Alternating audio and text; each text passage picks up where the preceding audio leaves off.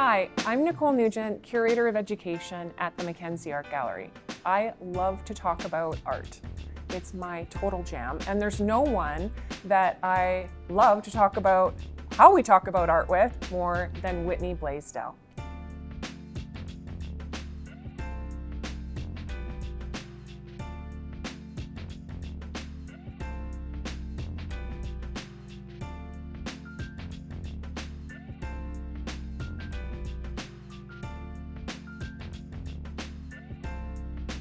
Nicolle actually taught me the MacKenzie Method when I learned to be a gallery facilitator about 15 years ago. And since then, I've taken this method and I've used it not only at the art gallery here, but also with groups of students. And so I've used it from ages 0 probably to 100, and I really love this method.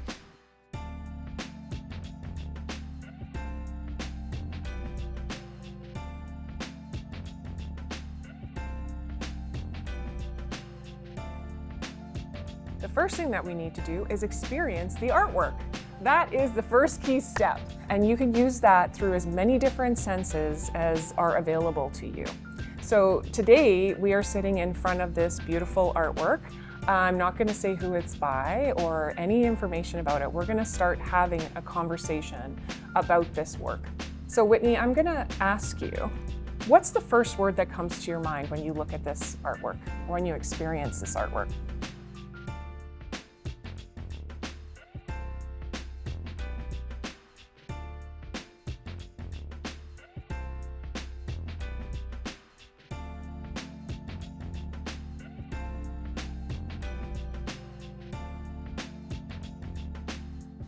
The first word that comes to mind for me is warm.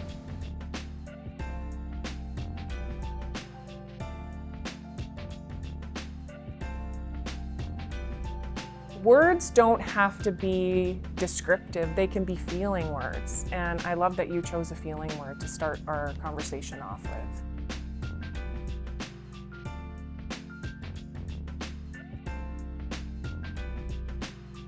One of the reasons why I love this method and not starting with looking at who the artist is or looking at the name of the painting is you really get that first impression, and it really underscores your own lived experience or your own memories and just how you're experiencing the piece right away. The second step that we have in the MacKenzie Method is called analysis, but I like to say, what did the artist do to make you think of that first word that you came up with? So Whitney, your word was warm. And I'd like to kind of have a conversation with you about what did the artist do to make you think of that word? Where did it come from? I think my first impression came from, I'm thinking an actual warmth in terms of temperature, just because it looks like a summer day. I see some green outside, but on top of that, it seems like we are in a kitchen. And if you're preparing a dough, sometimes the oven is on. And then the artist has also used a lot of warm colors when I'm looking at it. So it's giving this feeling of warmth.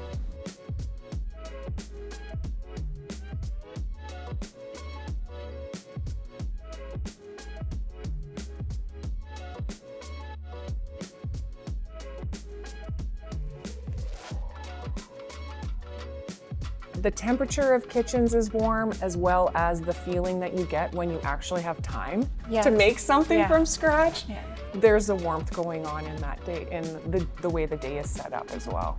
And now the next step is to dig a little deeper, talk about interpretation, and really start to think about what we think was important to the artist. So that's the third step.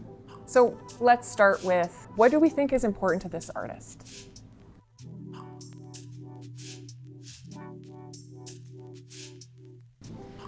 I like what you're saying about warmth and how you set up your day. I feel like this artist is bringing attention to that sort of time. I feel like maybe this artist is bringing a sense of importance to what can seem like really unimportant activities and moments. And especially, I feel like baking and cooking and being in a kitchen, there's a textile in the frame. These are often like women's activities in like a stereotypical way, but she's bringing such attention and beauty. And so she's telling us something about how, maybe nourishment or food or taking time or preparing things or cultivating warmth are important things. If this artwork were on the cover of a book, what kind of book do you think it would be, or what do you think would be inside the book?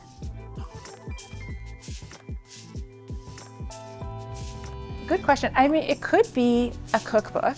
It could also be a book on feminism, Yes. or on, because and not to say that people of all genders can't bake and do these things, but there's an element of femininity that's present in the piece.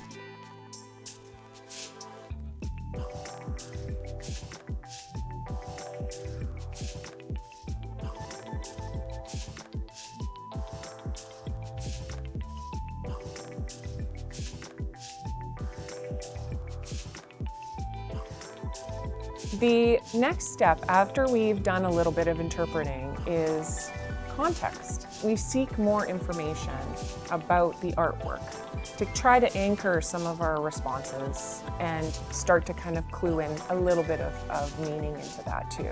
You can find context in many different ways. There are the labels that are usually installed beside the artwork that can give you the artist's name. The title of the work can give you a lot of clues and information. The year that the artwork was made, what the artwork is actually made up of. We also have something called the internet. Look these artists up and find more information at this point.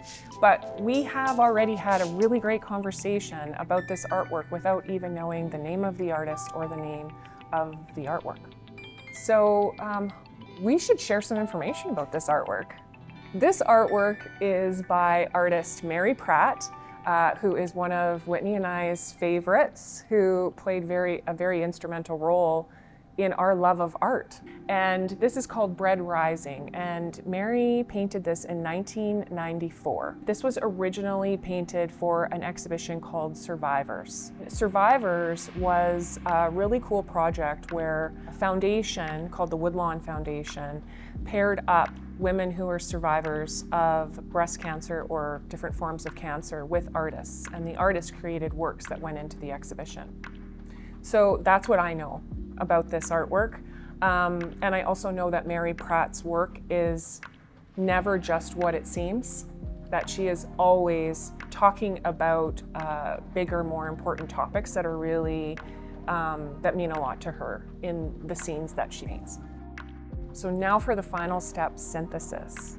This is where we get to pair up what we learned with the context, the conversation that we've had through analysis and interpretation, and how our first impressions were impacted by all of the conversation that we've had since we had those first impressions. So what are your thoughts in relation to what you've learned about this artwork and the conversation that we've had as opposed to your first impression? How do those connect?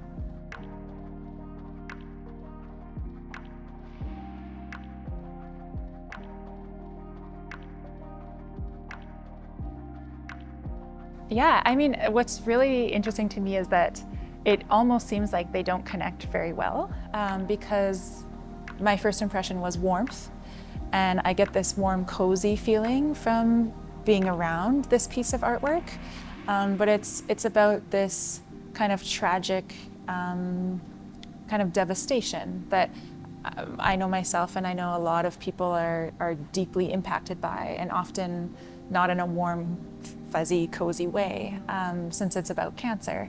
And so it makes me feel like Mary Pratt is bringing a nuance to certainly my relationship with cancer and to maybe other people's relationship with cancer, where this is, to me, a very aesthetically pleasing piece of artwork that I want to be around. So today we've reviewed the 5 steps of the MacKenzie Method and talked about how we like to use them and had a conversation about this beautiful artwork. And we really hope that you'll do those at home with loved ones, have conversations in your classrooms, wherever you're experiencing art. This has been so much fun to hang out with our favorite artists together. Thank you so much for being here and having this conversation with me.